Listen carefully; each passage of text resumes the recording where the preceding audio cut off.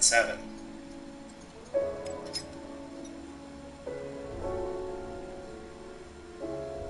Choose your character. Hey, here we go.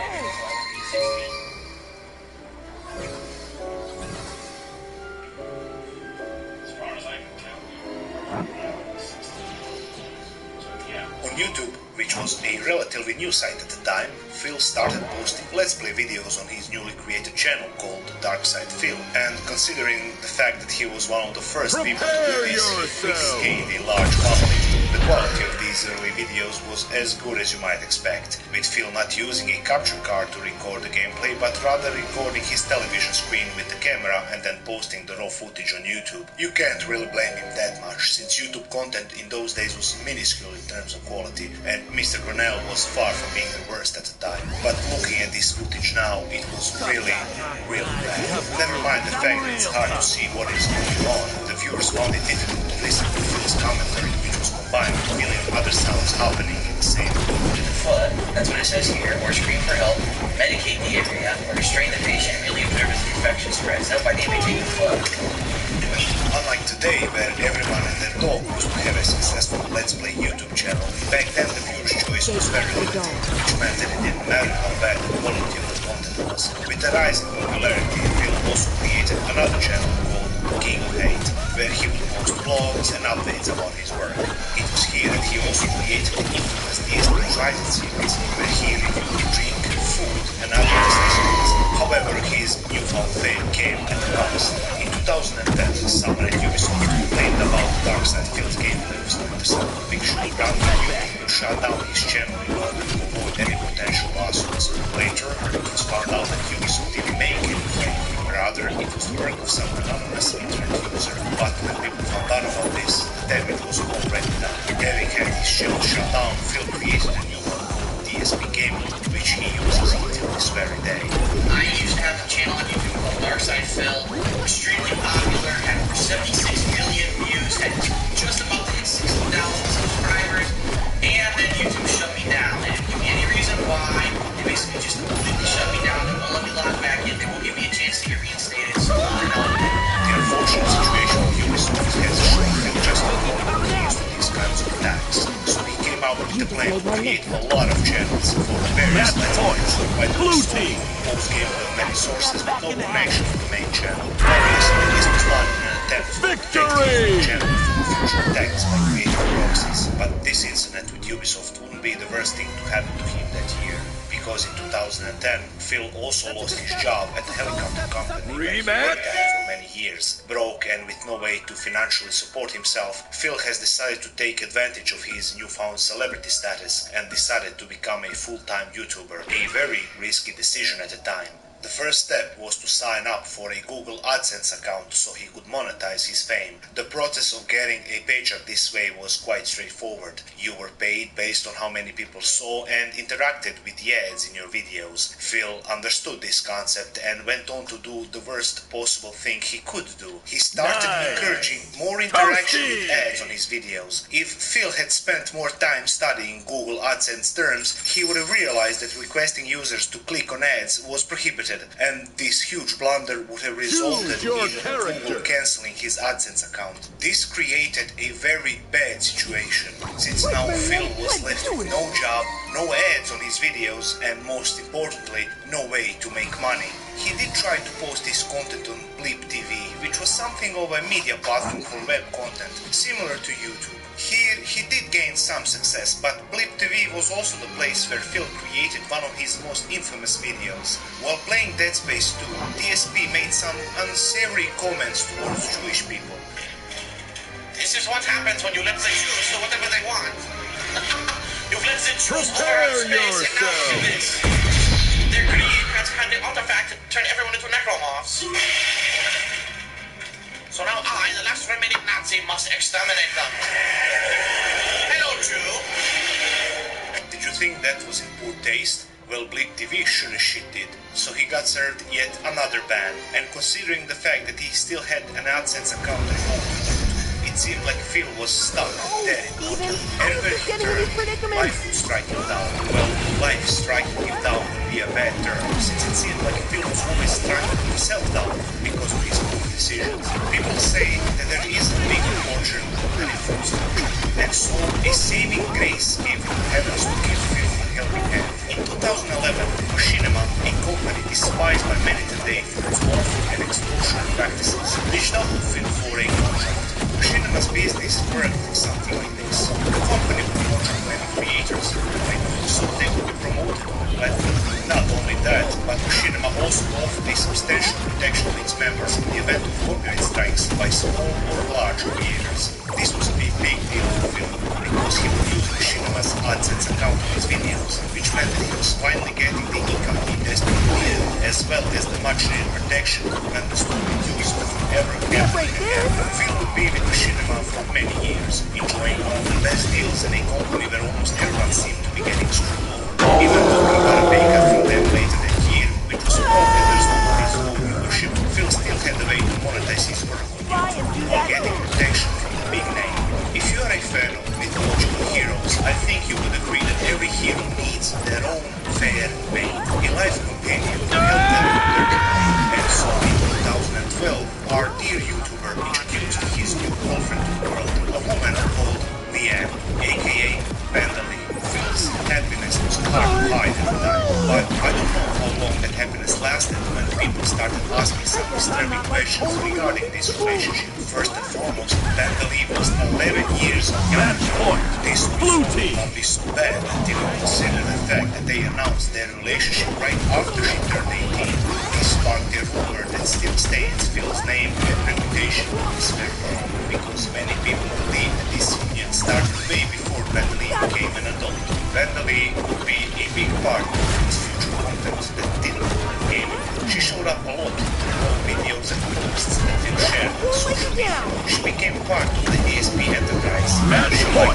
Red However, team! the accusations of underage dating would be just the tip of the iceberg when DSP is involved. The only people who say that working on YouTube full-time is stress-free are people who don't work on YouTube full-time, and they probably want to, and they're jealous of people who do. Oh my god, now I'm getting pissed! Fuck this guy! I'm stuck in place again! I can't fucking move, dude! What the fuck is wrong with this shit, man? I pressed jump! I'm getting pissed with this fucking shit! I pressed fucking jump! It's hard. It's hard to wake up on time every day to play 8 hours of games some days. Like nothing's happening. Pressing. Okay. Work. Piece of shit. And then to be dedicated enough to put that footage on my computer, to set up the uploads, to babysit the uploads, to make sure that they work properly, which they don't always work properly. Fuck, man. Fuck. The reasoning behind his nickname, the King of Hate, became more apparent as the days passed. As you might recall, I did mention a pay cut from Machinima and a loss in viewership. If you wonder how that happened, here is the probable reason. Let's start with the fact that he refused to upgrade to a capture card, meaning that he still preferred to record his gameplay with the camera pointed at the TV. Keep in mind that we are reaching the end of 2012. As far as technical aspects are concerned, Phil was left in the dust by other creators years ago, and still he refused to modernize. It also didn't help that Phil had a very toxic attitude to gaming. Every death and every mistake that Phil ever made were apparently not his fault, but rather the fault of game designers and or developers. This type of behavior was seen during his Street Fighter days, but at this point in time it became something of a trademark for his personality. I just want you to see what it says.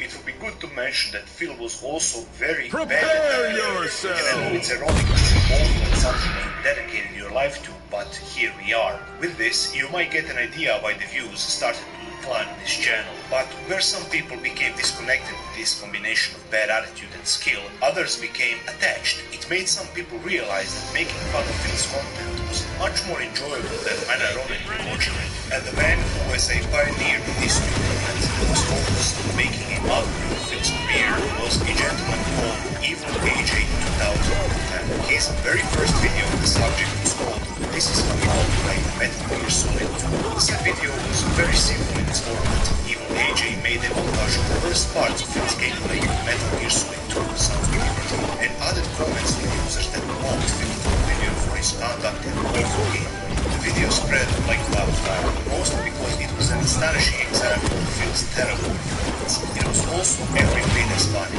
To say that this format blew up would be an understatement. It became so popular that almost every organism on the planet wanted to publish their own take on Phil's saga with their own This Is How You Don't Play video.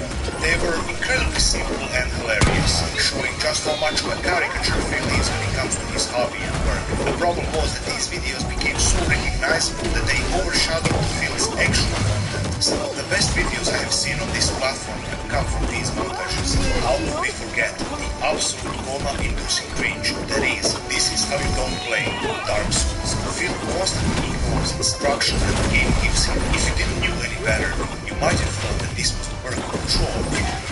Oh, you have to click them together like a bug. And it barely works. Yeah, it doesn't really work at all. I'm trying to jump attack, I'm not getting it at all. I'm not getting kick either. Oh, that's good. It's always good when a game with unforgiving difficulty has a control scheme that doesn't work. Yes, DSP gaming legitimately thinks that the instructions that the developers of a AAA video game player are wrong and giving misleading information rather than him understanding the set instructions and making a complete jackass out of himself.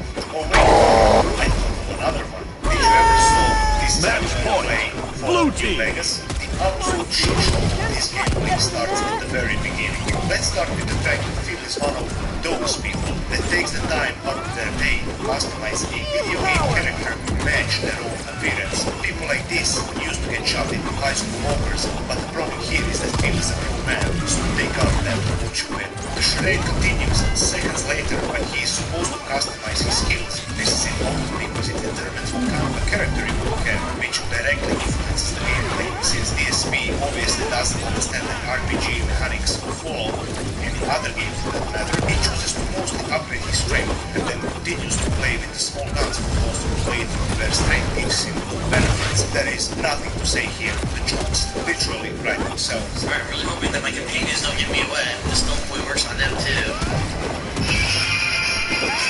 God damn it! Of course, Stealth Boy Victory! your companions, Phil, so you should have told them to stay outside.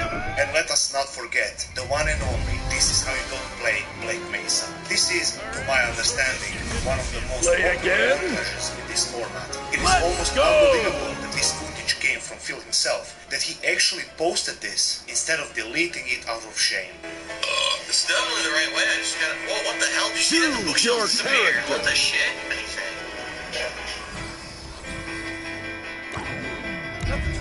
Might get Gizmo this stream. Here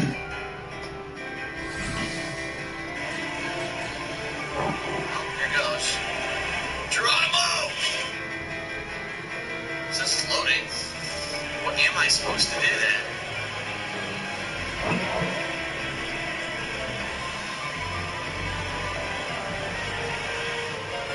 Prepare yourself!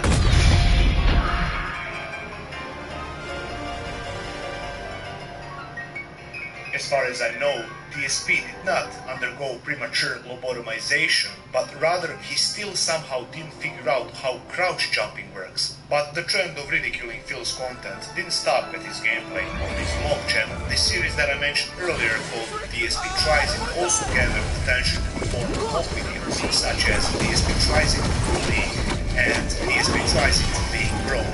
As you might guess, Phil himself had an issue with this new trend because these videos were so popular they eclipsed his own channel and their entire existence was dedicated to promoting DSP. He attempted to copy-stack them all into oblivion as any other YouTuber would.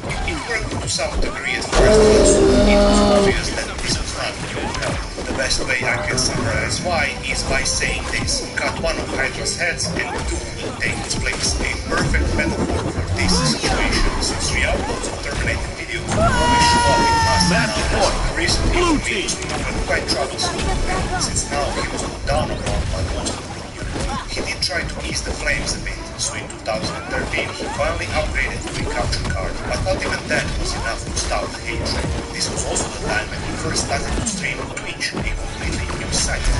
Streaming has been proven to be quite successful for a number of reasons. Unlike recorded videos, when doing live streaming, you have less control over what you want your audience to see. This also meant that interaction with the chat was inevitable, meaning that sometimes situations got heated and it was just a matter of time when Phil would crack. Toasty! Outbursts Fresh! during this time, adding to the strain on his name. In 2014, DSP decided that it was time for a change, so he bought a condo in Seattle, Washington for him and his girlfriend Panda Lee. Supposedly, this was done to avoid high state income taxes in Connecticut, the state in which he lived previously. But when you consider the cost of living in Seattle, this move didn't make much sense. States like Florida, Nevada, and South Dakota have no income tax and much lower cost of living. Also, Phil didn't get rid of his condo in Connecticut for a long time, meaning he had to pay property tax and mortgage for both houses. This greatly affected his financial situation for years to come. Even more problems arose for his streaming when the Twitch admin told him that he needed to lower his bitrate while streaming. This caused a fight between Phil and Twitch, because he thought that everyone else was streaming at the higher bitrate, so he thought it was unfair for him to lower his. The arguing became so heated that Phil decided to completely abandon Twitch and move to YouTube for streaming. There he gained much less success, and on top of that, on June 24th, 2015, Phil actually got fucking swatted. Where my career of being a YouTuber, a streamer, I've had milestones along the way that I've placed out, and unfortunately, I have to say this, I hate the fact that I have to say it, but today was a milestone for completely the opposite reasons of anything that I would like to say or talk about. But because of what happened, because of course it is such a dramatic event, such a traumatic event, and quite honestly such a dangerous event that happened today, I felt that I would come out myself only a couple hours after it happened. I would explain to you exactly what happened in regards to me being swatted today, because that is the subject of this video. As if that wasn't enough, many people started to flag his vlog channel The King of Hate, mostly because of the fan art that he showed in his vlog videos without the permission of the original artist. If this continued, there was a possibility of YouTube taking down his vlog channel permanently. Machinima recommended setting all videos that contained fan art to private, but by doing so, all of the views on these videos were considered lost. Over 1 million of them, which meant that Phil was now even further behind the algorithm. It was a decisive blow for his growth on YouTube. However, as the years passed, Machinima began to whimper and decay, and at that point they issued yet another pay cut for Phil, a grim reminder of the things to come. But it wasn't all bad. After many years of begging Phil to create some kind of edited content, he finally agreed to make KO Gaming, a channel specifically made for edited videos. One of the few times DSP actually went out of his comfort zone to try to make better content. This channel featured one of his most famous videos of Homefront Revolution. He even created a Patreon that earned him $1,300. However, his Patreon goals got him into quite a large controversy concerning Project 7. If you don't know, Project 7 was something of a scripted show that Phil started with his two friends, John and Howard. It was uploaded on his YouTube channel and it had some similarities with other YouTube TV shows at the time. Sure, the production quality was minimal, but it seemed like people actually loved this content. But after some time, the team fell apart. The crew members later came out, saying that the main reason for this was money issues, claiming that Phil vastly underpaid them, supposedly because he didn't have the money. First of all, we're gonna talk about that. Now, I didn't get shit out of Project 7. So, no one got paid. Now, here's the thing. I got paid. John got paid. I got my percentage. Yeah. At that time period, there was a point where my car had broken down, and I needed to get. Actually, I got a used car. I bought another car at that time. So I go, Phil, listen, I'm not coming to your house because I have no car. If you want me to come, bring me my percentage from the Project 7, and I'll use that cash towards a new car. And so I got my money. But there's, 3 other people, you guys, that got zero. They got zero. Now, whatever. A man who doesn't have the money to pay his friends for a show that they all do together wouldn't buy a new BMW, don't you think? As a result, they became agitated and decided to leave the show for good. Now you know the history of Project 7. So the main controversy with one of his Patreon goals was that Phil promised to renew the show but never did, basically scamming people out of their money. As we reach this part of our journey, I think it would be for the best to separate the next sections of the video by years. This is mainly to give you a better idea of the DSP timeline without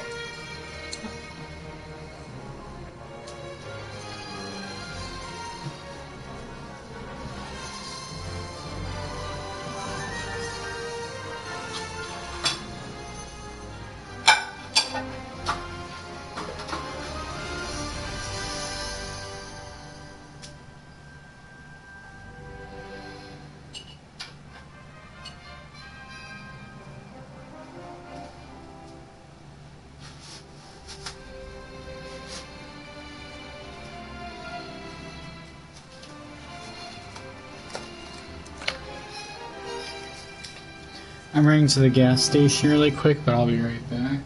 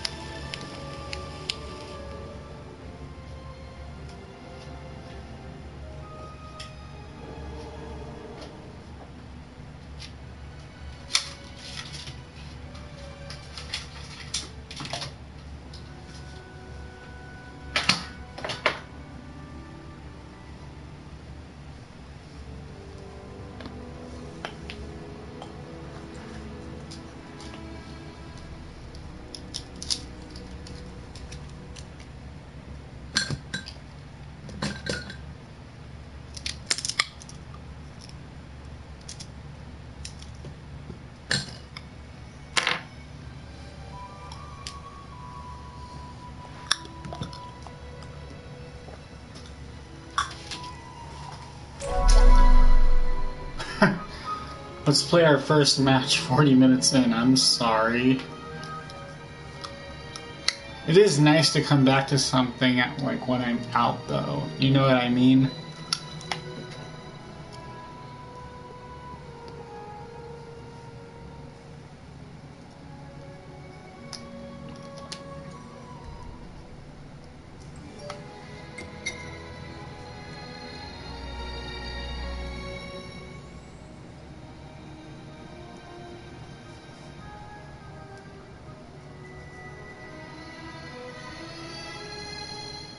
Choose your character.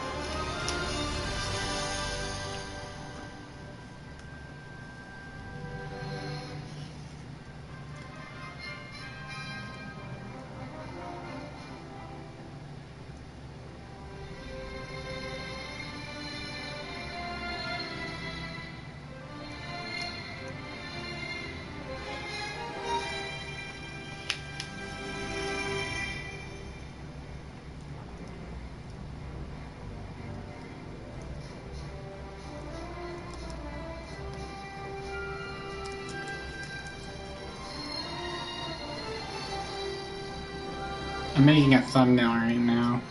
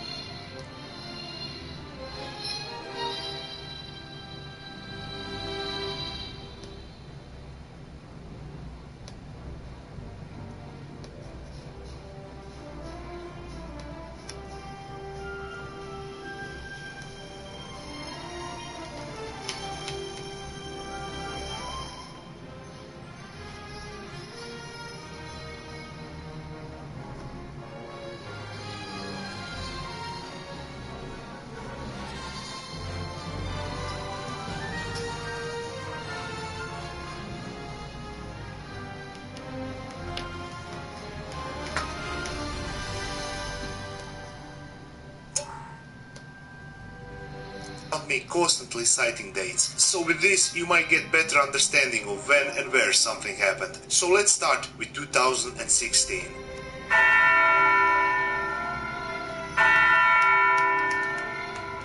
This is the year when Phil's personality gained yet another infamous trait, begging. In fact, Phil does so much e-begging that many people think he actually invented it. But why the sudden shift in conduct? I mean, Phil did pressure his audience before to help him with his work, but never to this extent. Well, even with Patreon, DSP couldn't keep his head above water when it came to financing it. He still had 2 properties that he had to pay mortgages and property taxes on. For some reason, Phil still kept his lawyer from Connecticut when he moved out to Seattle. The said lawyer apparently didn't completely understand the state Washington law, which led him to miscalculate Phil's taxes, putting him thousands of dollars in debt. Unfortunately, none of these were the real reason why Phil had a horrible financial situation. Because if you follow his vlogs or his social posts, you will notice just how awful he is with money. For example, he once went on a vacation with Panda Lee to a hotel room that was 50 kilometers away from his house. To do what? Go out for dinner and watch WWE in his hotel bedroom? With the speakers set up and our Blu-ray player, so tonight we'll be watching some movies. Yeah, this isn't something you can do, you know, at home. The cost of this trip was $1,400. Or how about the time he leased a car for $400, only to drive it for 6,000 miles in 3 years. And the best part about that story is that he actually filmed himself explaining his reasoning, providing us with one of the best videos he has ever recorded. Cherry Dude's like, oh, you have engine damage. Now, Cherry Dude, that's not how it works. BMW has a diagnosis computer inside of the car that tells you when things go wrong. So if there were engine damage... Oh my god! Hey, this guy is a living meme! No, there is, it's not. BMW has diagnosis computer in the car, okay? This hurts to listen to. Is this into the mind of somebody financially illiterate? He's fucking himself over. This video showed us just how much Phil does not understand basic financing or how car management works. There is also this amazing story where DSP got a custom-made PC for $3,000. On the day that PC arrived, he tried playing Rage on it, but was met with massive staggering. This frustrated Phil, so he opened a task manager to see what was going on. The moment he did that, anyone with basic computer understanding will see that the CPU was overloaded because he was recording games at 1080p 60 FPS, which would put a lot of stress on the CPU he bought. The problem was that he didn't do any research into the parts he was purchasing, so he ended up with a $3,000 PC that couldn't record gameplay properly. This is especially embarrassing because Phil claimed that he built PCs in the past, so faced with this problem, Phil did the sensible thing, and he bought a completely new gaming computer a few years later. This man constantly complains about his lack of funds, but spends massive amounts of money on the most stupid things. Being this bad with money, the only logical conclusion would be to get more sources of income. So Phil came back to live streaming on Twitch, something he said he would never do again, but empty threats don't conjure up food on the table. On Twitch, Phil would in fact gain more attention, but not for the reasons you might think, because on May 6, 2016, Phil was caught masturbating on stream by mistake because he thought his camera was turned off. He tried to hide his actions both on Twitter and YouTube, but with no success. The scandal was so large that almost everyone was talking about it. Keemstar himself even mentioned it. Darkside Phil was fucking jacking off on YouTube stream. What kind of fucking weirdos like, as soon as I'm done, I'm gonna have a great flying stream. The interaction with this right was so great that it affected Phil's views in a positive manner.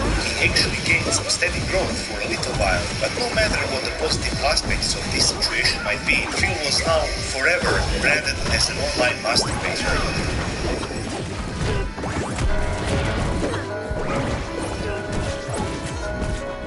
If you thought that 2016 was a terrible year for Phil, then just wait until you see the upcoming parade, as the benefits of masturbating on stream were slowly starting to dwindle, while its disadvantages would stay forever. DSP was once again found in a situation where the views started to decrease. This didn't help him gain any favors with Machinima, who was by this point in time on the verge of dying, so people like Phil were just dead weight. So after many years, they have decided to cut DSP loose from their leash. This was a decisive blow for Phil, since he had now lost protection and income from the big company. It seemed like he would once again be thrown into the hornet's nest, but another saving grace would reveal itself. Curse. which was the name of another company, offered Phil a contract. Phil enthusiastically accepted. Even though he was saved from a very dangerous situation, he was still e-begging, citing even more financial problems. But again, if Phil has a financial situation, then why is he still buying shit like PlayStation VR, video game accessories and outfits? It seemed like the new console was also within his reach, since he bought the Nintendo Switch and filmed himself setting it up. What was most amazing about this video was how unclean his gaming setup is. I'm sure that the tombs of Egyptian pharaohs had less dust than this. So can someone tell me how is he spending the money he doesn't have? His estimated annual earnings at the time were around $80,000. This means that he had more than enough funds to pay for his bills. So if he really has problems with that, it was entirely his fault. All of this attracted even more people who wanted to make fun of him. His streams were now full of what seemed to be trolls and detractors, who were there just to make fun of Phil and provoke him to any kind of reaction. It seemed like Phil's awful skill at video games wasn't the only thing that was mocked, as trolls started to joke about some of his weird habits, like his snorting. For example, one of the most popular DSP troll channels is literally called Snort Burnell. On one occasion, DSP recorded himself showering with Axe body wash for the DSP Tries It series on his vlog channel, which became one of the most popular videos among detractors. On top of that, people started to mock DSP for his gout, and he said many times that joking about this was wrong, because gout is a medical condition that he couldn't get rid of, while on the other hand, he has no problem making ching-chong jokes in gameplay videos. The compilation of his inappropriate behavior is perfectly captured in one of the parody videos called DSP Tries It, Racism.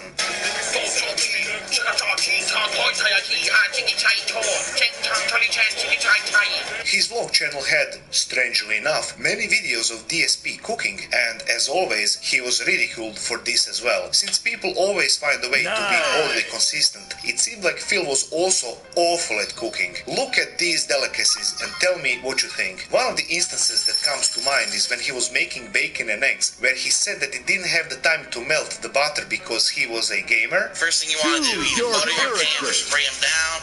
I don't have time to melt fucking butter. I'm in a hurry. I'm a gamer. So I spray my pans with this pan. Maybe not knowing how to prepare food wasn't that bad, since Pandalid probably took care of it. Just take a look at this Battlefront 2 stream, where he paused the gameplay because he had to check if his sick girlfriend was awake, because she needed to make him dinner. Previous one, the one before that. You're looking for one that doesn't make you look like shit. Sure that Leanna's awake. She's not been feeling too well. I'll make sure she's awake. She has to start making dinner. Give me a second. I'll be right back. Are you fucking kidding me?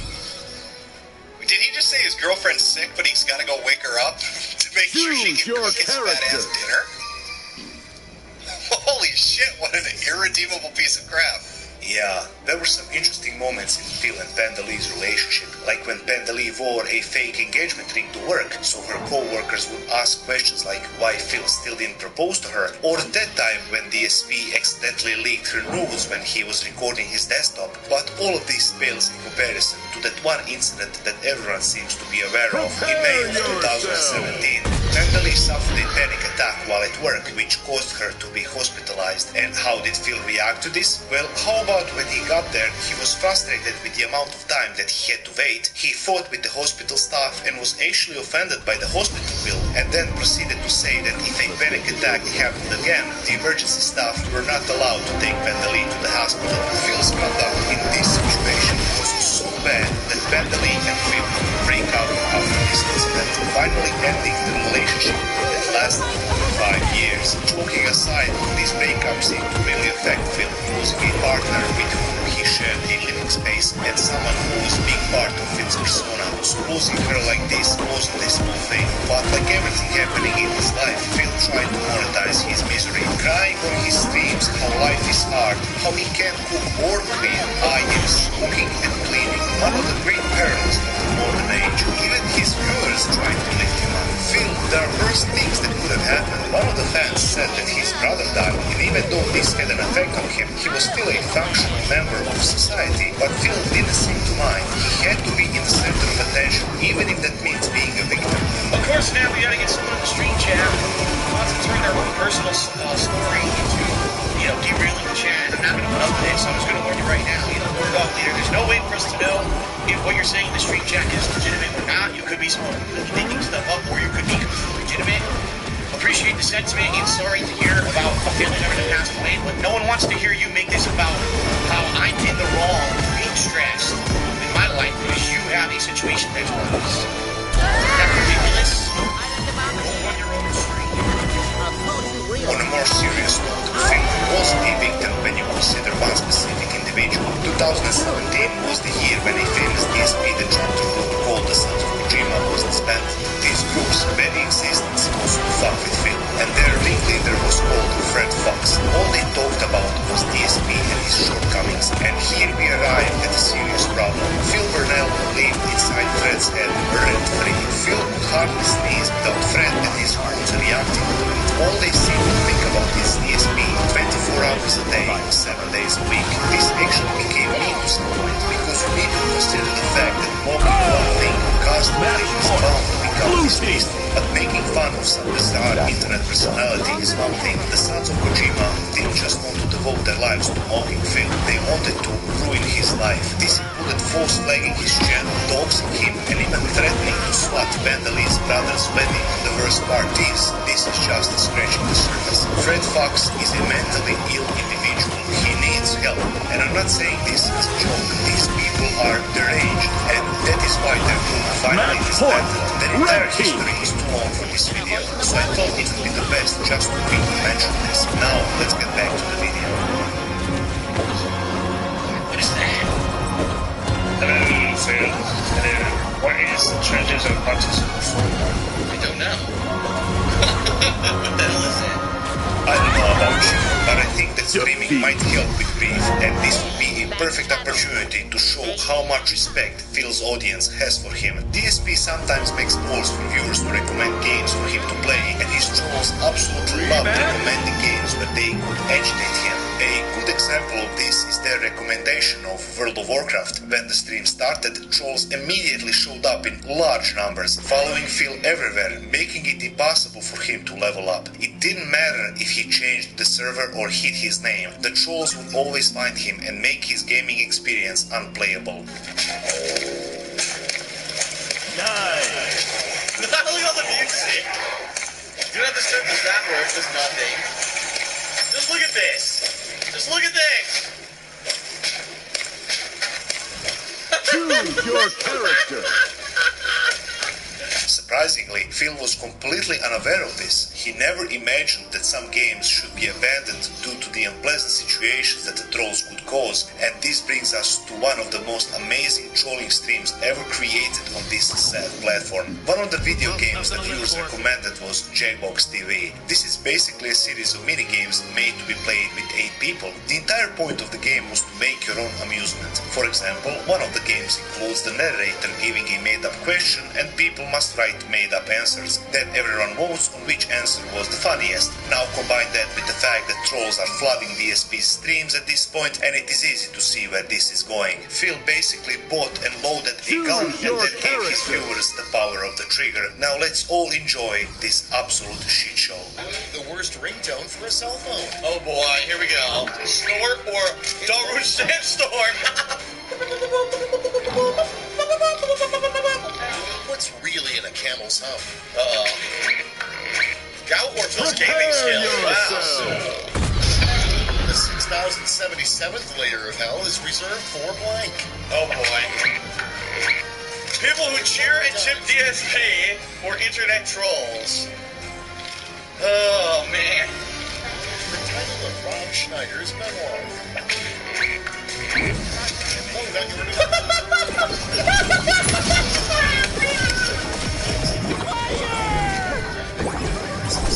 okay. It's voting time. DSP is one Pornhub, everyone. There you go. And links to the actual Pornhub. The fat, lazy, man-child, narcissistic NBA dropout jerking off in front of... Sorry, couldn't read it. Off to Seattle, dizzy by family and friends for a teenage girl. There you go. Even though she was not a teenage girl. How could 2017 get any worse? Well, it's about to. Right after the breakup, Phil started to date a new mysterious girlfriend. He vaguely talked about her on Twitter and showed photos with her, but only from behind. This is important because somewhere around this time, a curious person called Kimberly Brink started posting some interesting things about DSP. A little pissed off right now. If it doesn't change by this weekend, I'm going to release this screenshot I took from my DM. I don't like to be treated like this. Just saying. I say just this. Pay me, motherfucker, or you're gonna be so sorry you wish I had cut your tiny fucking cock off instead. Not even the backlash you'll be getting from my husband who oversees my business. Now, this is interesting. Is this yet another one of DSP's shenanigans? If you were to take a look at Kiwi Farms, Kimberly actually elaborated on what she meant with these tweets. Apparently, she is a high-end escort from Europe that DSP contracted, and by the looks of it, Phil did pay her what he owed, and now she is threatening to expose everything that has happened, to reveal embarrassing details of DSP's life, if you want to be direct. Naturally, the detractors were all over this, attempting to get as much information as possible. There was a speculation that this prostitute from Europe was a supposed girlfriend of DSP, and Kimberly did give out a few details at first on Kiwi Farms. Let me tell you guys a little bit about the dipshit Phil in real life. I have seen him 3 times, and 3 times I have been with him per man. For starters, sleeping next to him is a living hell if you don't bring earplugs. He snores like a freaking monster. His breath smells as if he hasn't brushed his teeth in forever. Then there are the strange, most irritating noises that he makes when he sleeps, almost like a constant growl. Very irritating to say the least. You thought the snoring on streams is bad? Well, don't go sleeping next to him. Now for the kitchen things. Yes, we did eat at his house, but that was like once, and I cooked for him because he said he doesn't like cooking as much. Fine by me, but if I remember his streams, didn't he say a lot of times that he actually liked cooking? So no idea if he tried to fool me and hoped I didn't remember, but whatever. You know, I didn't mind cooking, and it was only once. Now let me spill the beans and sausage here regarding dipshit Phil and his tiny instrument. Yes, he is a man, he has a dick, but my oh my, I should have brought a magnifying glass here, because when fully erect, if you can even call it erect, it was hardly 4 inches long and not very pleasurable. But I guess that was what he was born with, so can't blame him for that. He is, however, a quick sputter, because sex didn't last long. A couple of minutes at most, so not very pleasurable for me. No idea how Leanne lasted that long with him, but I'm sure she had more than enough toys to satisfy her while he was busy gaming and working. This was just a taste of things to come. And Kimberly said that she would release more if DSP didn't pay up. This sure is interesting, but how do we check the validity of her statements? Sure, Phil has done some dumb shit before, but even this sounds far-fetched. Let's first take a look at her Twitter. This account was years old, with regular posts and photos, and even when you compare the DSP's timeline and Kimberly's timeline, some coincidences start to occur. For example, on December 12th, 2017, Kimberly is talking about traveling, and then later on DSP is talking about his girlfriend finally coming over. DSP took photos of his girlfriend from behind, and Kimberly posted similar photos, claiming that it was actually her. Not to mention that Kimberly even had a professionally made website called Slut Kimberly. Something strange is going on. But how did DSP react to all of this? Well, yeah, he denied ever speaking to this woman. Both on stream and on Twitter, he went into full-blown defensive stance. Kimberly, after some time, started posting even more details, even though she said the DSP has started paying her back. Hey, they call me DSP. Remember when you sent me this pic last September when you asked me if it was a good one? I sure made good use of it on your ass when I was with you, didn't I? And what is the picture link below? Well, I will let you use your own imagination. I mean, what is happening here? Did you really get to a point where desperate streamers have to pay escorts from other countries to relieve their pain after breakups? Not quite. The people on Kiwi Farms started to notice some weird things concerning this Kimberly person. Apparently, pictures of her profile were stolen from some random woman online. Other users also investigated further to check domain names and other inconsistencies. This profile might actually be fake, but wait, what is this? I don't know who did this, but this account was hacked. I had not used it in a very long time. Thank you to the person who notified me that my account was active. I'm working on deleting all tweets made on this account as I have no intention in using it. Well, it looks like real Kimberly was hacked and all of this was just a complete and utter fabrication. She isn't a whore from Europe, guys. But wait a second, this account was 8 years old. How the hell did she only now realize that she has been hacked? Even the slut Kimberly website has been taken down. How did she manage to do this when she didn't own the website? Oh, wait a minute. Even the real Kimberly was apparently fake. And all of this was just an orchestrated troll attempt by Fred Fox, the ringleader of the Sons of Kojima, who made all of this nonsense just to mess with Phil once again. Even the website Slut Kimberly was changed to have the name Fred Fox in the header. So wait a second. Even the tweets made by the supposed real Kimberly were faked, and all of this was just another attempt to ridicule Phil? Well, as it turns out, no. The profile on Kiwi Farms was changed yet again. This time the profile claimed to be a hacking called the Falcon. My head is officially in the stratosphere. I mean, what is going on here? This is some Inception shit, so it's neither the real Kimberly nor the real Fred Fox, but some random fucking hacking group? Believe it or not. No! No, this is not the bottom of the rabbit hole, because the real truth is that this is all a catfish scam orchestrated by Patrick and Brenda Bronstein. They make fake profiles to cheat men out of their money on the internet. All of this was just a catfish empire, but this time there was so much attention on this case that people actually figured it out. When their slut Kimberly profile was discovered, they attempted to cover their tracks by claiming to be the real Kimberly, then Fred Fox, and finally some hacking. But they made a fatal mistake. This fake escort identity was linked back to another fake woman, Angelina Carpi. This identity was much older than Kimberly Ring's name, and she had made a fatal error in registering the domain name, putting up an Amazon wish list to swindle patrons. They had revealed their true identities. 2017 was a train wreck for our friend DSP. We can only hope that the future brings better harvest and perhaps fewer fake accounts claiming the DSP loves begging in the bedroom.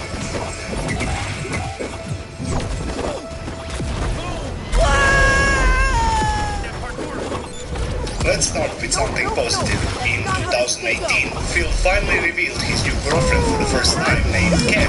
Funny enough, she wasn't a national from Europe. He has shown her on few streams, but she mostly remains off-camera. That is likely due to the Halloween stream, where Phil clashed with one of his most infamous detractors, Almighty Tevin. Tevin was immensely popular among the detractor community. He would restream Phil's content and give his own take on whatever Phil was doing. The big difference that separated Tevin from other trolls was in his approach. He was smart in his commentary of DSP, quick to disarm his lies and confront him with his own words. Tevin also showcased the toxic behaviors of Phil, like that time he threatened to dox someone online. How do you know it's the same dude?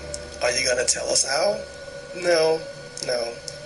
He's not gonna tell us. By the way, I have your IP, I have your name, and I have your address. Oh, you...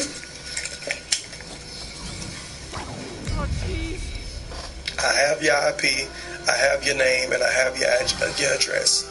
You said this in a video, bro? Wow. Please, DSP, please do something to be awesome one in person so everybody can see your fucking lame. Let me shut up. On one particular Halloween stream, Kat would leave the said stream early and Phil blamed it on Tevin, saying it was his mockery that drove her away. He even threatened to involve authorities, but of course nothing happened to that extent because, let's be real here, no crime was committed. It's not that this was the first time Phil threatened lawsuits, it just shows that his behavior has gotten worse over the years, and despite the fact that he never filed any legal action, Phil still berated Tevin any chance he got.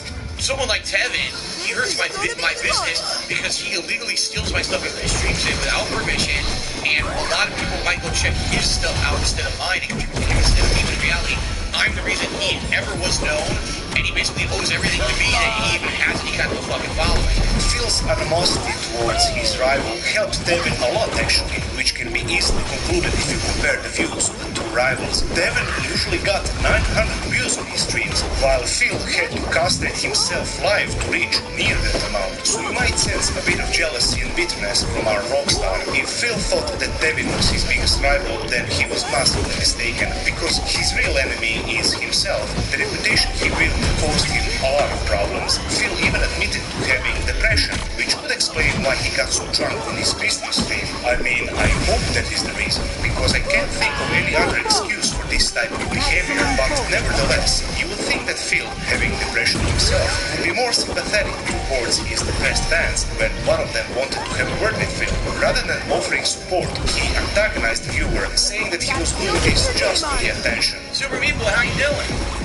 You're really depressed tonight, huh? You're really depressed.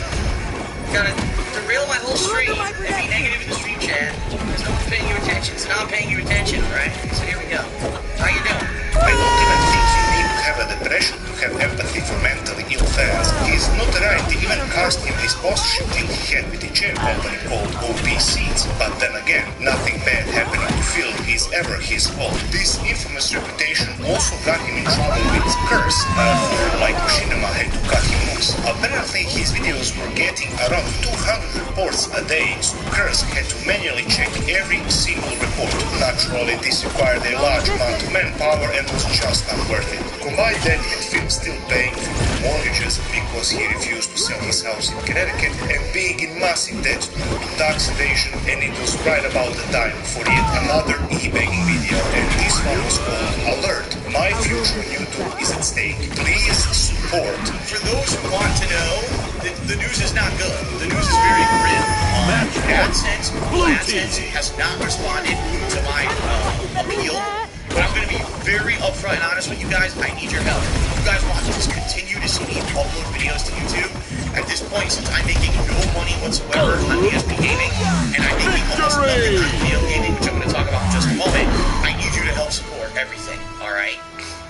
As if this amount of e-begging wasn't low enough, Phil even mentioned his sick parents in a way to gain sympathy from his donating viewers. If you think that there is nothing more degrading than using your aging parents as a way to make more money, think again, because it gets worse. Much, much worse. Nice! Now, I knew going to Connecticut would already be a week away from streaming, and people would want to know when I came back what I did and everything, and that's why I was setting up this podcast. But in reality, in the back of my head, I knew I was getting married to Kat while I was there, and when we finally announced that publicly, people were going to explode. Oh my god! Well, the son of a bitch did it.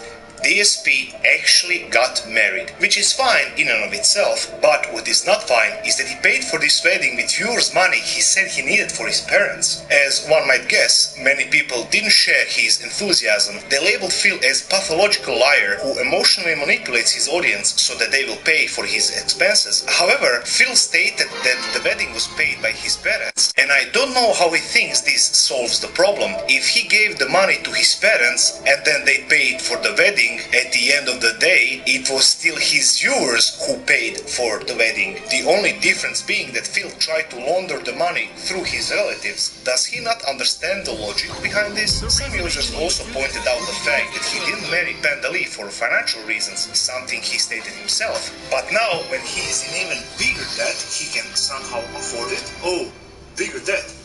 I almost forgot to mention, Phil was now well over $100,000 in debt for his failure to pay his Connecticut mortgage. All of this was because he didn't want to sell his second house, thinking it would be sold below market value, so he figured that it would be much better to enter a $100,000 debt. Keep in mind that this was just for the mortgage and does not include the taxes he was owing to the government. His total debt minus but knowing that Phil is capable of using his parents as a way to make money, what other ethical boundaries is he willing to cross this time? SJ says, I watched Etika for a long time. I'm really sad about what happened. Did you ever come close to being mentally unstable from all the trolling and being dead? I hope you're doing well. Please tell me something. I mean, I'm not going to lie. There's times when your blood does get to me because it's really bad. Thanks for checking out the stream. When I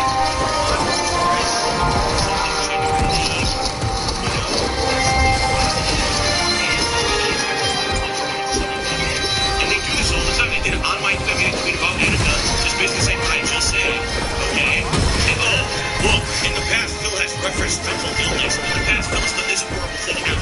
Then how dare you make him do Fuck off!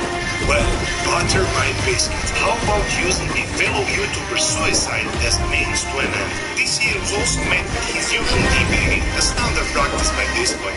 However, one stream stood out because Phil promised that if a tip poll of $1,000 was met, he would surprise his audience with something that would have an impact on future streams. Sure enough, the tip poll was met, and Phil revealed to Jasper, putting aside the fact of how stupid this is, how exactly does your fucking cat have an influence on streams? It's almost as if he has set a high bar for people to donate to, just so that DSP can reveal the stupidest thing in the world for a quick payoff. Also, his story about the cat doesn't make sense. Phil said that he adopted Jasper from the shelter, which was probably not true, because the cat was declawed.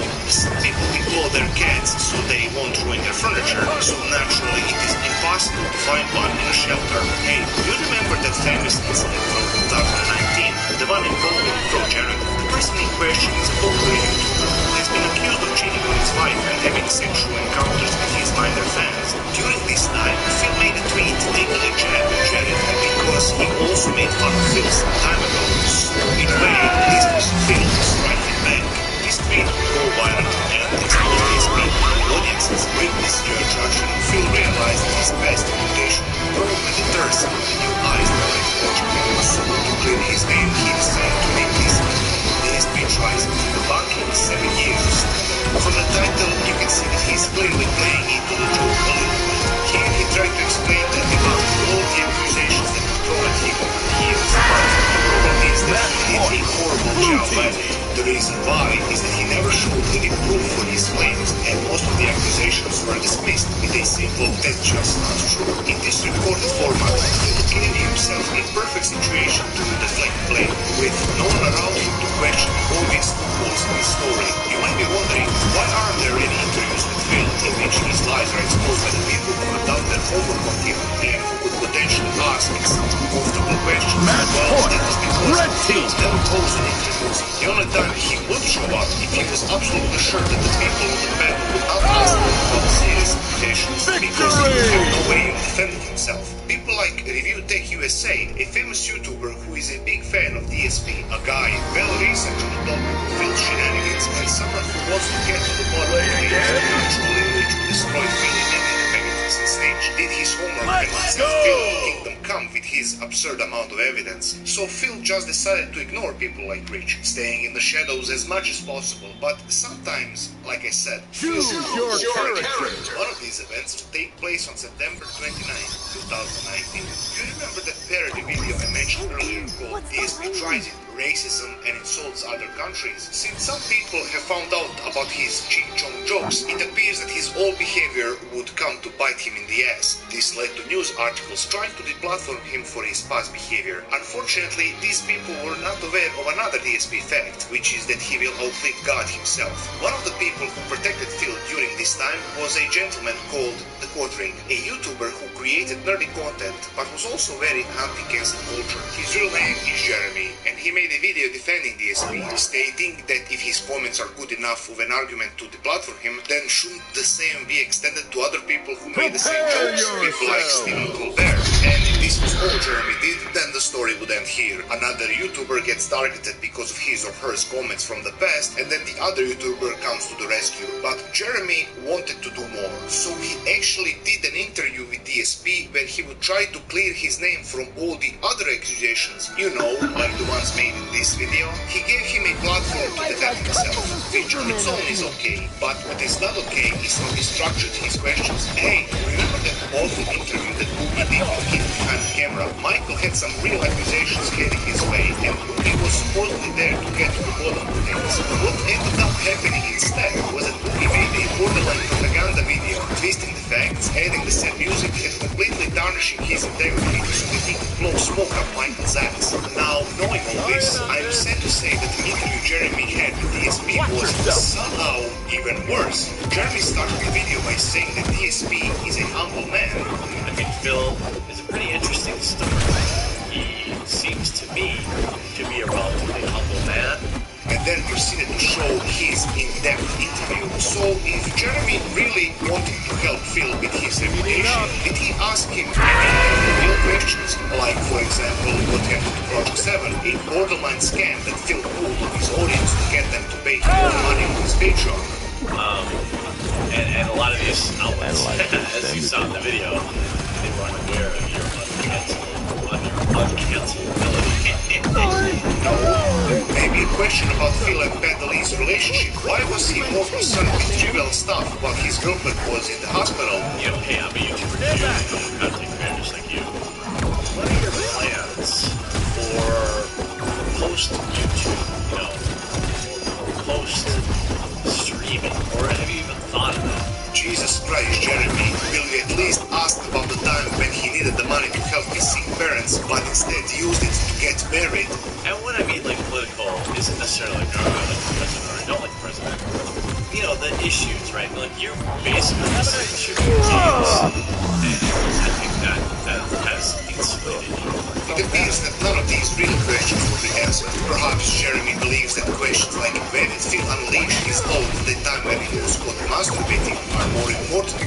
Okay, I have, this is the most popular question. Okay. You're ready. Where did the load go? Oh, a tissue. Oh, you said Match point. Blue team. Match point. Red team. I think all of us already know the pattern. So let's start with something usual. Another year of while begging and rage quitting. But what is different now is that the detractors thought of a new way to mess with Phil. See, Phil started to experience a new way of internet warfare, donation, chargebacks. What does that mean? Well, some people started to donate large amounts of money to Phil, hundreds or sometimes thousands of dollars, only for them to later on file a chargeback complaint, basically refunding their money and stripping Phil of his donation. The goal of this is quite straightforward: give Phil a false sense of financial security only to pull the plug and potentially endanger him. It is good to mention that things like this have happened before, but the trolls have gotten smarter. See, if they filed a chargeback through PayPal, DSP would just dispute the claim and prove that the donations were legitimate. But now, donators went straight to the credit card bank, claiming that the money was not authorized, effectively giving Phil no way to defend himself. Worst of all, some of these donations were made through stolen credit cards. In one instance, a guy donated $1,200 only for him to make a chargeback. In 1 week, Phil lost almost $2,000 in donations through this tactic. All of this had an impact on his PayPal account, something that will be more clear as I tell this next story. DSP would order a PlayStation 5 on Amazon in September of 2020, but the way Amazon charges customers is not when you place an order, but rather when the item is sent out. So even though the order was made in September, Amazon charged him in November, but by that point he had so many chargebacks that his PayPal was suspended, basically forcing Amazon to delay his order. This upset Phil very much because he needed to get PlayStation 5 on launch week for all the people that were going to watch him play it. This whole situation caused a complete shit show. He would beg Amazon on the phone to hurry the fuck up with their order because he was a Twitch streamer. He had a reputation to uphold as a reputable gaming source. What will all the fans do if Phil not getting his PlayStation 5 as soon as possible? But after a massive battle, Phil did manage to get his PlayStation in time. Now tell me, how important is PlayStation 5 to a man who has accumulated over $130,000 that by this point? You might think that some stupid console can eventually do more important things. Well, rather than being a responsible adult, restraining himself from buying stupid chips so that he can pay his bills to the bank, but Phil would rather file for bankruptcy. This is a real document. Phil unironically filed for bankruptcy, trying to get himself out of the hole. For those of you who don't know what bankruptcy is, it is a legal proceeding initiated when a person or a business is unable to repay outstanding debts or obligations. The bankruptcy process begins with a petition filed by the debitor, which is most common, or on behalf of creditors, which is less common. All of the debitor's assets are measured and evaluated, and the assets may be used to repay a portion of the outstanding debt. Bankruptcy offers an individual or business a chance to start fresh by forgiving debts that simply cannot be paid, while giving creditors a chance to obtain some measure of payment based on the individual's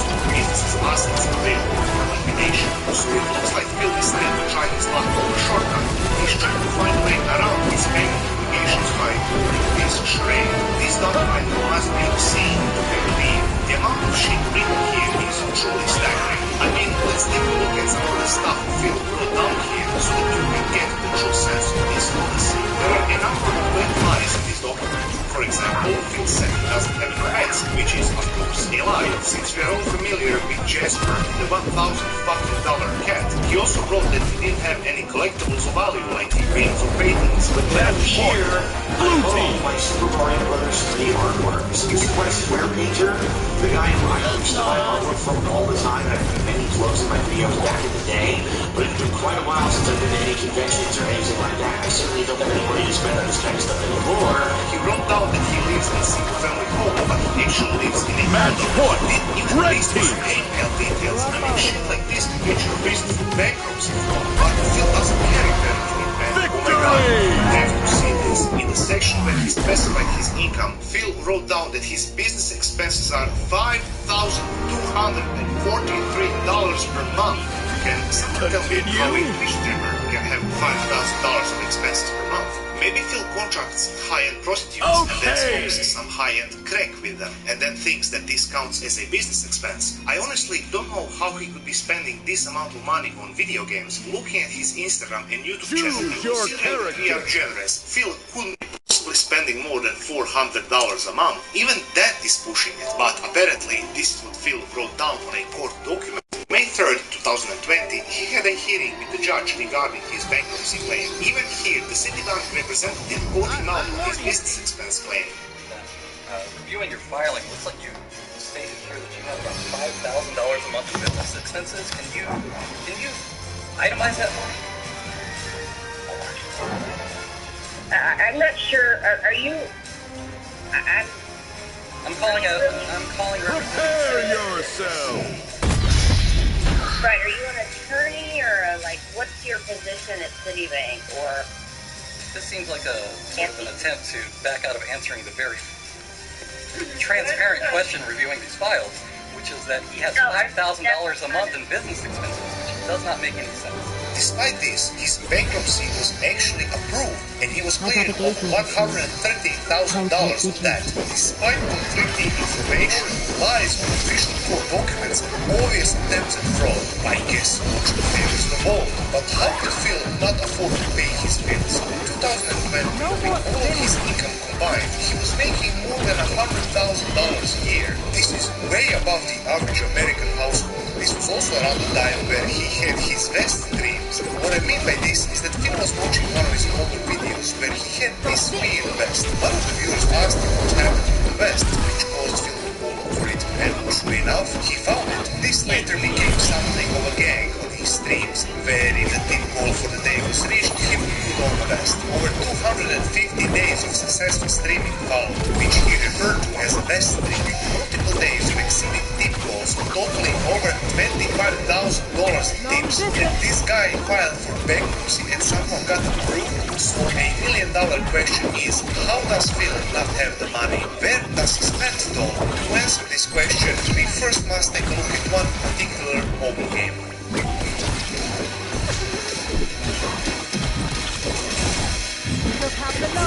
WWE Champions is a professional wrestling, fast-paced, match 3 puzzle role-playing mobile game based on a world of wrestling entertainment, where you use and unlock WWE wrestlers. As one might guess, like any other mobile game, it is massively structured around microtransactions, as you gamble away your pain in the hope of getting some famous wrestlers to use in your playthrough. Basically, the game is playing into your dopamine addiction so that you become obsessed with its gambling system. In an idealistic world, games like these would be banned, and the people who make them would almost stay in jail. But we don't live in that world, so we have to put up with it. So why did I tell you about this?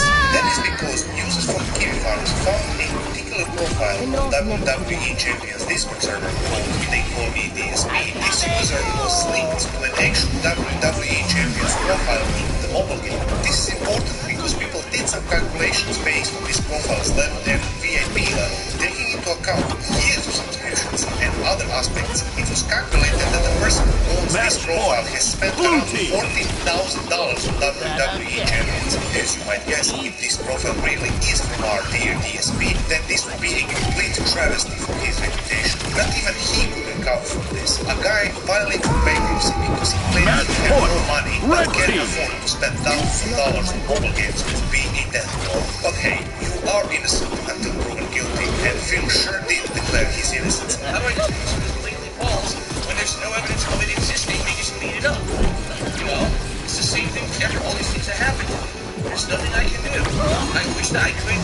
You know, just bullshit they say I can't just make shit up. But I can evidence show you that it's not true. You know what I mean? He denied it vigorously on his streams and videos, saying it was yet another unfounded rumor spread around by his detractors. Okay, so let's try to do some investigation and see if we can connect the dots. Phil does in fact have a history of being addicted to mobile games, something he has admitted. Some people draw a pattern of addiction when watching some of his streams, saying that Phil probably has some sort of gambling problem. It is also interesting that whenever there was an event in WWE Champions, Phil would go on a begging stream. When you look at some of the examples, this claim seems strangely consistent.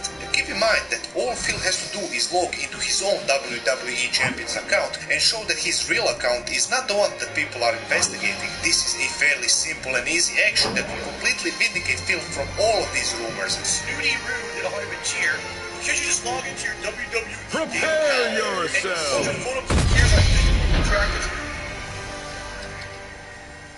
Boy, people don't listen, but this is the thing.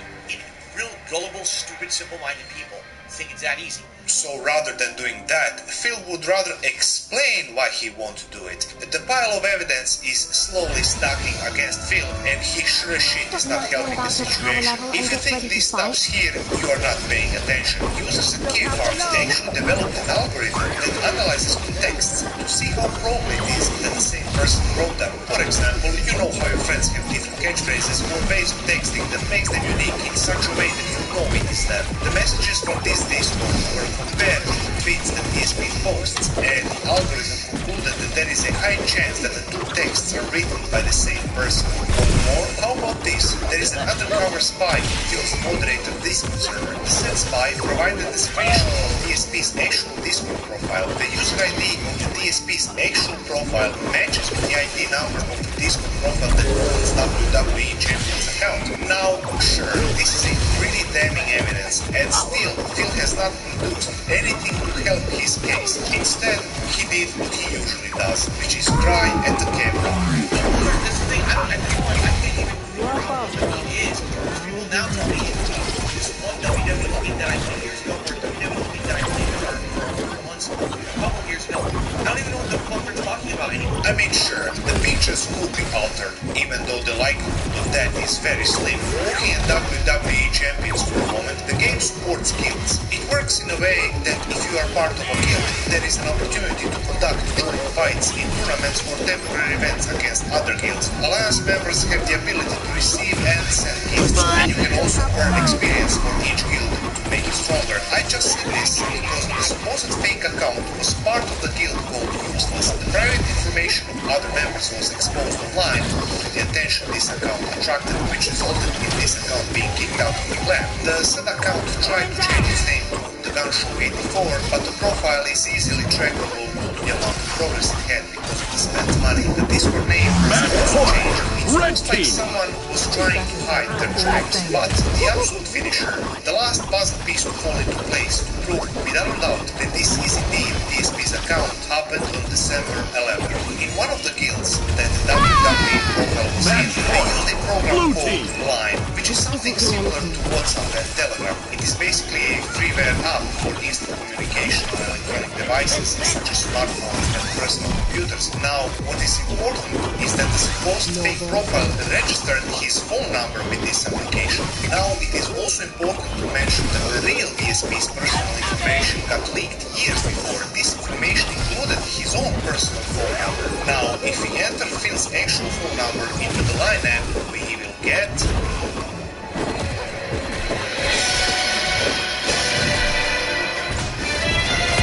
They call me DSP. This is undeniable proof that the WWE profile is DSP's. I don't think you understand how severe this is. Before we get started, I think we should talk about how insane DSP is when we take a look at this account's activity. The WWE Champion's profile is always playing this fucking game. There are never 3 whole hours without logging in. He's always playing it well into the night and early morning. The person that owns this account needs professional help. Imagine not being able to sleep so that you can play a mobile game. Phil lies to his audience so that he can scam them out of money to fuel his gambling addiction. I don't even think I want to call this gambling. In actuality, gambling means having a chance to win money. DSP is gambling with literal air. He might as well burn the money in a furnace to get warm. There is no way of getting out of this one. This is the lowest DSP has ever gotten, but this won't be the last we heard of WWE Champions. Hell yeah, boy.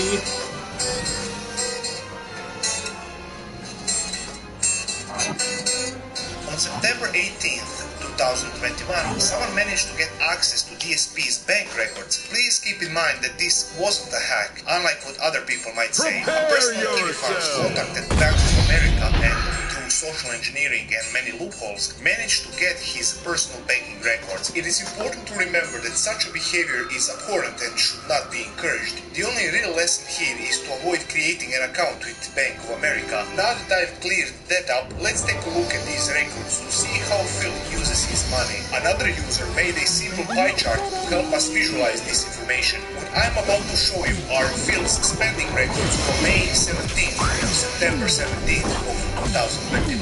So in 4 months, Phil has spent $1,062 on alcohol. On restaurants, he spent $2,358. We are all aware of Phil's exquisite appetite, a man with a crippling amount of debt who somehow prefers to eat luxurious meals and drinks expensive alcohol, but to spend over $3,000 on these things in 4 months. I mean, is Phil some kind of feudal master? Oh wait, it gets much better. Mortgage payments, $7,397.51. Taxes, $4,799.64,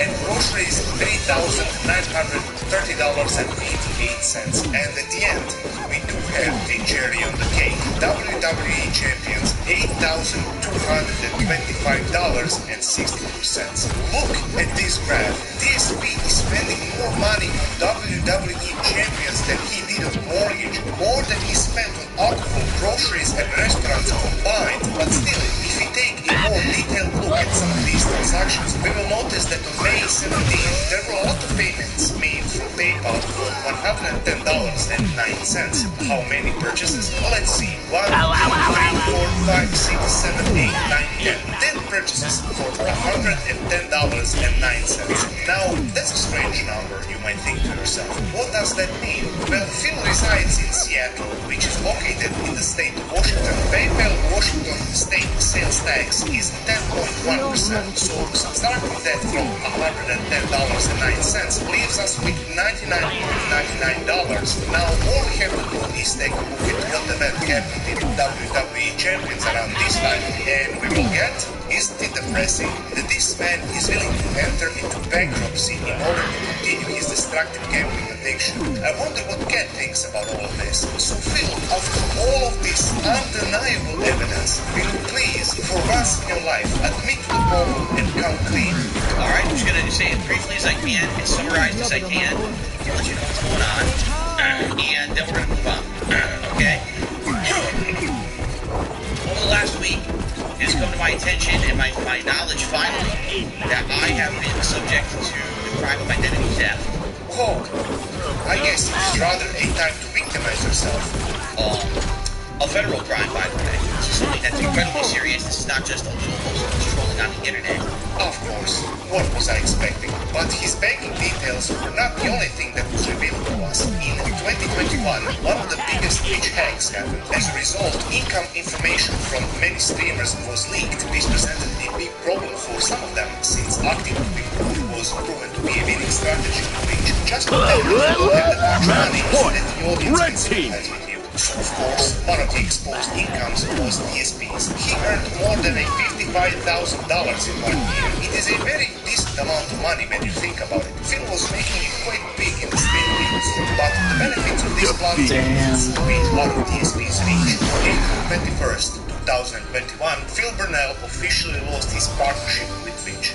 Right in the middle of his streaming, I'm kicked out of the Twitch partner program. Inexplicably.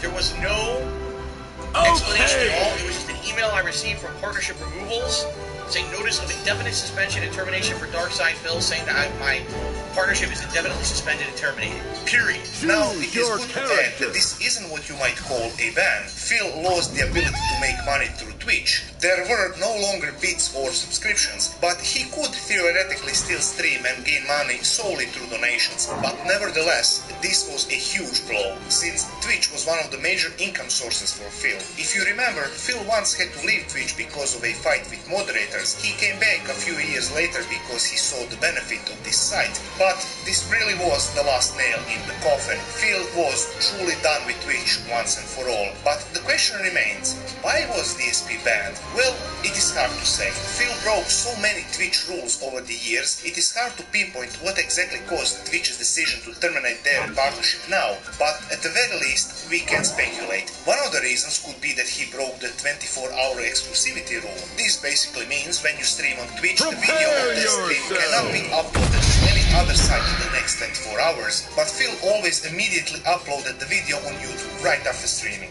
Maybe it was because of his political beliefs, or the most probable reason is for doxing. This is a serious problem that DSP is well known for, but let's not get ahead of ourselves. On March 16, 2021, an ex-DSP mod called That Annoy Mouse leaked the entire DSP mod Discord server. Battered wife, That Annoy Mouse here. Our friend Phil Burnell has been doing some horrible things. This thread is to get it all out there before Phil can get ahead of the story and spin the narrative any way he chooses. He's already made it clear that even if the WWE Champion's conspiracy is true, that it doesn't matter, and his fanbase will accept that. If you're gonna shoot to kill his career, you need the name ammunition.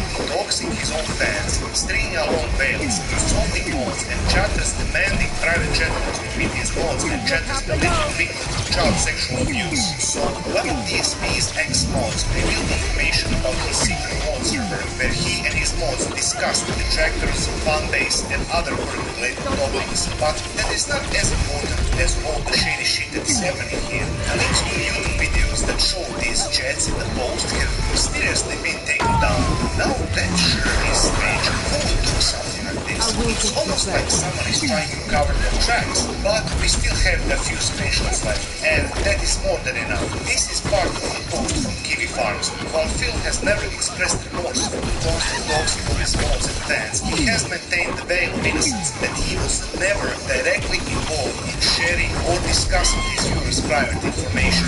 Here is the message Phil delivered in the mod Discord, showing us the driver's license for a banned user who had it implied towards him that providing this would give him an unban. Keep in mind that Phil was in the forefront of fighting squatters, saying how deplorable they were because he himself was a victim of them. Yet here he is doxing his own fans. As you might guess, when this information first came up, our dear friend panicked a little. I mean, this is a bit of a fuck-up, don't you think? That Annoy Mouse provided a plethora of evidence and screenshots of all the shady shit this server has been up to. It has to be read to be believed, but if you want to investigate more of this drama, I will leave this Kiwi Farm post. We could conclude that this dox attempt by Phil might have been the very reason for his partnership to be terminated, and with that, I think it would be good to point out that we are slowly reaching the end of this video. We looked at all the things Phil did in 2020. Match point.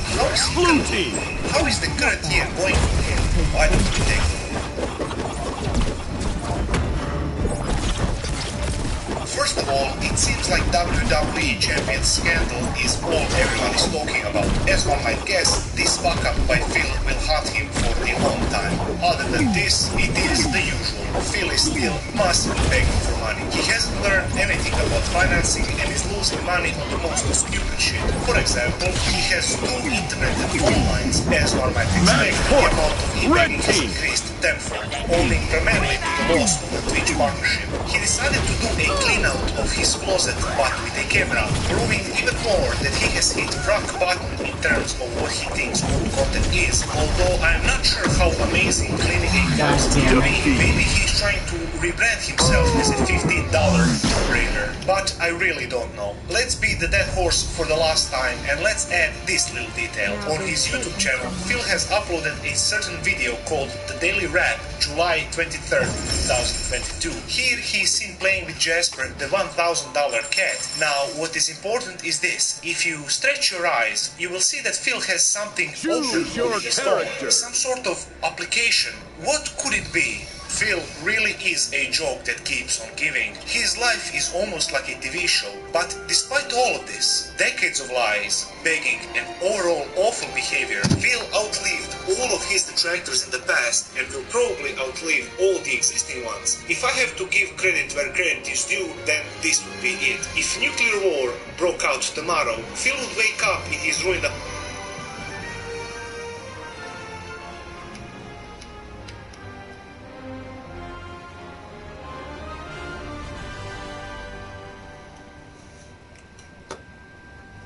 Hello there. Hey there, folks. How you doing?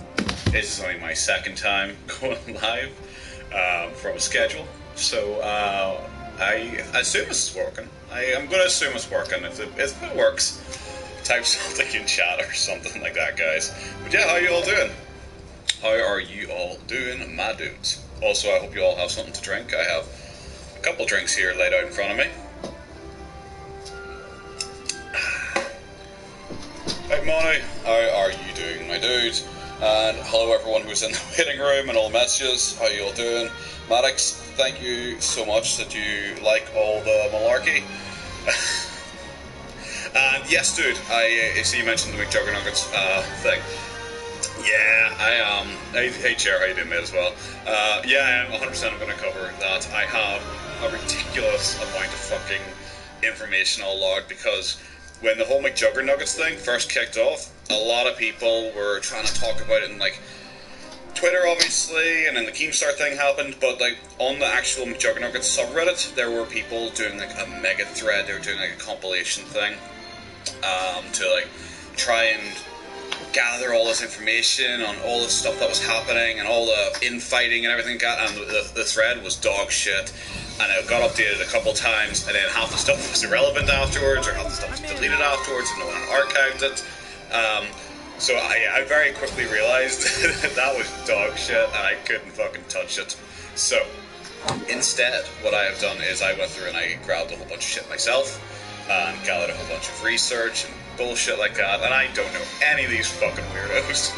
So I'm sitting there going like, I don't know what the fuck to include, I don't know who to include, I don't know all the backstory, so I had to do a lot of research. It was taking longer than I was hoping would. I was hoping I'd get this out like the next day or the day after that or something like that, but it just kept going. And then seemingly every day I woke up and I was like, okay, I'm gonna get some work done before I go to work or something, you know. And then I went and looked on Twitter, and there's a new thing going. It's like the fucking boogie thing, where everyone else, I mentioned it on Kiwi Farms. Oh, sorry to hear that, Dome. But yeah, so I even said it on Kiwi Farms. It is so bizarre, so fucking bizarre to me, that like everyone else involved in the drama had dropped off after like being a bit of shit. Him behind the camera deleted all his shit. Jesse had like mentioned 2 people at this point, just kind of giving like his final take on it, especially during the live stream. Emily had posted up her final take on it. A bunch of the minor, small fish, weirdo, fucking crazy cunts that like deleted all their evidence and all they're like, oh, we're done too. And then Boogie just trundles in out of fucking nowhere because he was so convinced this is going to be the time he's going to take down the Juggernuggets finally for slighting him, because Boogie's just a big spiteful bitch. So he was like, I thought I'm going to finally take down the Juggernuggets. I don't want to talk about my own stuff, Chair. Sorry, mate. That is don't be a weirdo. But no, I keep my stuff generally private. It's not anything that's not relevant to my content online. I don't talk about because you hear me to laugh at like Boogie and weirdos like that. So my personal life doesn't make any difference to me. Hey, Wenton, how are you? Hello. yes, so, what was I fucking saying? Unless when the drink goes in, memory goes out, boys. Oh yeah, so like, Boogie really thought, fuck yeah, I'm gonna go and I'm gonna take him down for all these tiny slights he did against me, and then no one give a shit. Everyone turned on Boogie, and then suddenly, like, I joked a few forums, like, I have, like, 120 screenshots, for example, for this upcoming video, Juggernaut's like 120 screenshots, not including supplemental screenshots, and I've got loads of videos and all, but then Boogie, I have 40 fucking screenshots based on the Juggernaut's thing. Oh, that's why I'm sorry. Yeah, so I was like, basically, Boogie, 40. Boogie talked about this more than fucking anyone, and he was the least involved, and where, like, Keemstar was having a go with Jesse, or, like, potentially scamming him out of money and stuff like that, and, like, came behind the camera and all these grievances, and there's a lot of people, like, scamming money and all the backstabbing and all this shit. But Boogie's grievances were like, Jesse won't collaborate with me anymore, because I'm not famous enough anymore. Jesse kicked me out of a party once. I was filming hookers. And then he started dropping fucking, like, videos of the hookers, like, pretending to eat each other out and stuff like that on Twitter. And you're like, what the fuck are you doing, crazy cunt? It was wild fucking mental shit. Like, Boogie just kept going and saying everything, apologized, groveled. And today has been a trying to make it more. And actually I have... We might maybe just start with those. Maybe just start with those because you can see what I've got sitting here. It's someone recommended me like Ghost from True Capitalist Radio talking about Boogie, and I've heard about Ghost a few times and he goes hard. Let's go! I thought, well, listen back, I've never heard this before. But maybe we'll start with his Twitter videos, because his Twitter videos are just purest, unadulterated cringe, because he's trying really hard to win back favor now from people. I think even recently, like, one of the things he posted up was like, yeah, it was like right before the stream started, because I went in and got it, and I'm not sure I'm going to use it in my actual summary recap thing. I'm not going to show it here because I don't really feel comfortable showing kid photos because I'm not a fucking weirdo. But Boogie's like posting pictures of him as a toddler, just randomly. He's like, oh, here's a picture of me as a toddler, guys, because he's like trying to like win back favor because everyone turned on him and shitting on him from the Juggernaut's thing. So now he's like groveling to people, sucking dick on Twitter basically, and now he's posting up pictures of him as a kid. Being, look at me, here's me as a child, guys, here's me as a cute little kid. And it's just like, dude, what the fuck are you doing? You're like a 50-year-old man. Yeah, those Twitter videos are creepy and crazy, and yes, it looks bad. My favourite thing, Rolling Stone, is that everyone, because he was like trying to threaten Jesse, being like, I have a full 8-minute videos. Do you want me to release that? I bet you don't want me to release that. I bet you don't want me to release that. And then everyone was just like, yeah, no, just release it. Just, that like 30 seconds thing you posted, that wouldn't prevent you from releasing it. No, I'm gonna release it. It's gonna make it look bad. It's like, oh yeah, okay, do it. And then you release like a 4-second clip, and people are like, no, like, show us the full 8 minutes, because what you're trying to prove isn't disproven by just like 34 seconds until you show us the 8-minute video. So show us it. And then he just deletes everything. It's like, actually, you know what? I'm not gonna talk about this anymore. My favourite bit was he was like talking about this was a big content house, and everyone was filming content there, and they're filming a big video, and these girls are involved and shit like that. And then he's like, you know, he's showing the fucking two hookers like pretending to eat each other out, but he's like, actually, I don't want to film the thing because some people may not consent to being shown to them. I think that is the biggest cop out. It is so fucking pathetic. Of course, I archived all the videos, so I have like 7 of them. Like he made 7 videos across the space of a few hours, so of course I got them all archived before I deleted them, so they're all going to make an appearance. The problem was, because of my Juggernaut's thing, it already feels like it might take a little bit of time, and I'm not sure if I should do everything or just save that for the wrap up at the end of the month, but it probably would make more sense just piling it all into the Juggernaut's like clusterfuck. So I'll probably do that. But yeah, these are the 2 videos. Yeah, that's the thing. If you want the favorite, then he should have uploaded it. If he's 100% convinced of Prove his point, the thing isn't going to prove his point because people started dropping clips of him. Because the whole thing, if anyone doesn't know, is that Boogie repeatedly was like being a weirdo and talking about the infalling with Jesse and being like very big about. So Jesse had released a video, pretty much said, well, the reason me and Boogie fell out is because he's been a fucking weirdo at a party that I had, and I decided to kick him out and a couple other people because they're being fucking weirdos. Like, we're at a party and they brought hookers and shit like that. And then Boogie got really defensive about it because he really wanted to try and get him on this point. But then people started dropping clips. It's like Boogie's like, I would never film those clips. What are you talking about? So then people, possibly including me, started dropping shit online where it was clips from like a Q&A back in January where he admitted that he filmed them. He was just like, yeah, so I thought it was a big bit, and I thought these girls were involved. So great, give me the camera, and I started filming. I was just like, so you did it. So you did it. And he started to like duck and dive and weasel his way out of admitting it, even though he always say he didn't. I was like, well, didn't you fully admit that? Match point!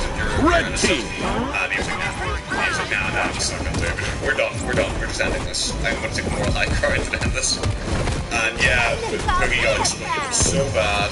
Even in the subreddits, where they're generally pretty anti-McJuggernauts, they were also being anti-Boogie. Being like, can you just fuck off? Why are you trying to insert yourself in this? He made the entire thing about him. It's a thing about fucking transphobia, and he somehow made the entire thing about that he filmed her personality. Victory! These are 2 videos he released, pretty much back to back, and they are in regards to his e-begging. Because, like I said, he's coming in hard, and he's sucking dick, and he's trying to be all, so thank you so much, guys, he's so nice to me. Because, obviously, he got a lot of shit, so he's trying to recover from it. So, this is the first one. It's 1 minute 47 seconds long. I don't want to be overly loud. Boom. So I made that video explaining my financial situation. You know, and I didn't even mention the $27,000 in legal fees that I had to pay, and all of this other stuff. I mentioned the crypto and own that loss. You didn't. You didn't own that loss. Well, it's not real. It's not real. You're role-playing here. This is a LARP. And secondly, like, surely the $27,000 is more like you owning fault and losing a lot of money than crypto, where you blamed Jesse for recommending crypto to you. Fuck off. I wanted to own my own. I wanted to own it, but I wasted some of my money, you know? Yeah, he's starting an e-begging story, 100%. Because I got pushed out to a much wider audience than my normal audience. I'm not going to deny that, because my video reviews for that was a lot better than my usual fucking video reviews. Ever since I must have got gained 50, 60, maybe even more subs just from that fucking video alone. Like, it's probably one of my most quote-unquote profitable videos in terms of, like, getting attention for me. Because, yeah, everyone's talking because it is so ungodly cringe. The guy who a year ago was talking about how he's a pure crypto millionaire, and then he comes out, and, yeah, because I'm 100% with you, I do not think he is as pure as he is saying he is. I think this whole thing is because he wants attention. Because, like he said, he's trying to rebuild his channel, and he started doing, I'm going to do 3 Francis videos a week. And then they didn't do it really well. Okay, well, I'll try a different angle. And every time he gets attention is when he's like groveling or pathetic or something like that. Because he knows people will flock to him and everything like that. So I 100% think this wasn't for money. I don't think it's for, as he's claiming to be. I think it's purely for attention and ass fans, because that's the currency that he values. He values people loving him and sucking his dick. But for every 5 or 10 people that are really interested in that became a channel member, somebody that bought a t-shirt, I sold more t-shirts last week than I sold since I started.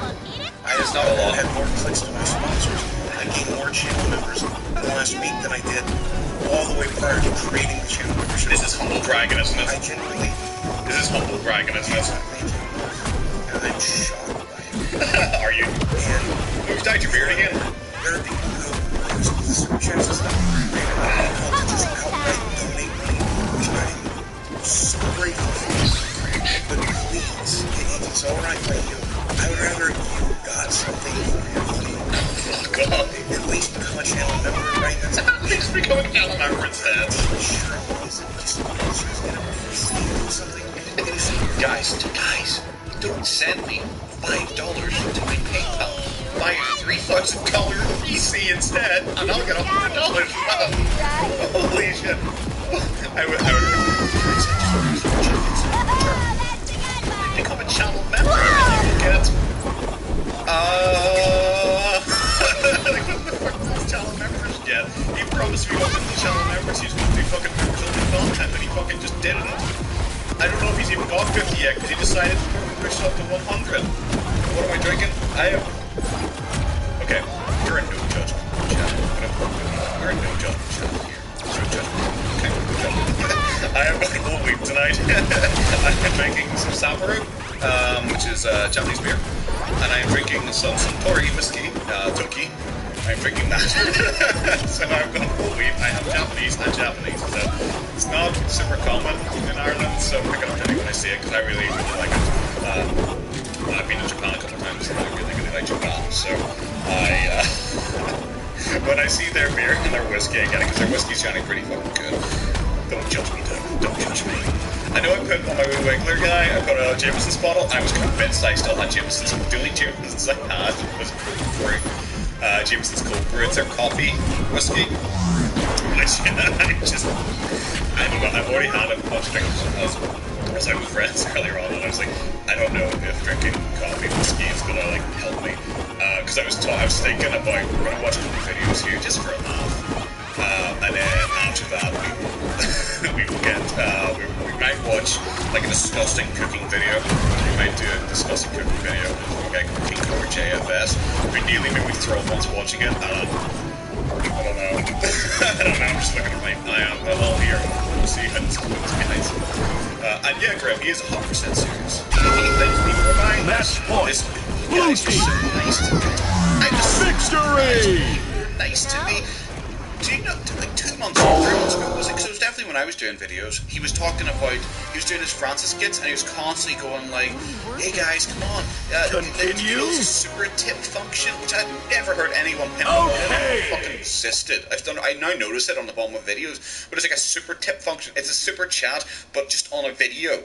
So it's not even like you're in the live chat. Like I don't get that. Choose your because like at least in like super chats, if you're doing like a chat thing, it pops up, highlighted, and it means you're going to get your question answered, or your comment, I think that's going to be the game for now. It's like a super tip. It's just like, what's the fuck? You guys have a wonderful rest of your night.